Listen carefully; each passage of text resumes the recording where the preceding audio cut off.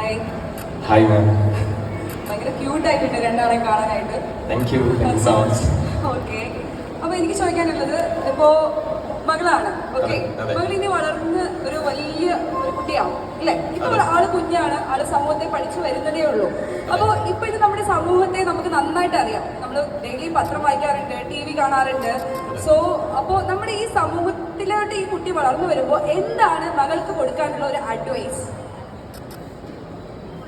Thank you for the beautiful question. Yes. ഞാൻ തുടക്കത്തിൽ ഞാൻ പറഞ്ഞായിരുന്നു, എൻ്റെ മകളുടെ ബലഹീനതയിൽ ഒരു സ്ട്രോങ്ങസ്റ്റ് പേഴ്സൺ ആയിരിക്കുക എന്നുള്ളതാണ് എൻ്റെ ലക്ഷ്യം. അപ്പോൾ ഇപ്പോഴത്തെ ലോകത്ത് നമുക്കറിയാം, വളരെ പ്രതിസന്ധികളും വെല്ലുവിളികളും നിറഞ്ഞ ഒരു ലോകത്തിലാണ് നാം ഇപ്പോൾ ജീവിക്കുന്നത്. അപ്പോൾ എൻ്റെ മകൾക്ക് ഇപ്പം ഞാൻ വിചാരിക്കുന്നത്, 1000 കിലോ സ്വർണം ഞാൻ നേടിക്കൊടുത്താലും, 1000 ഏക്കർ സ്വത്ത് ഞാൻ നേടിക്കൊടുത്താലും, അല്ലെങ്കിൽ 1000 കോടി രൂപ ഞാൻ നേടിക്കൊടുത്താലും ഒന്നും അവളെ സേഫ് ആക്കത്തില്ല.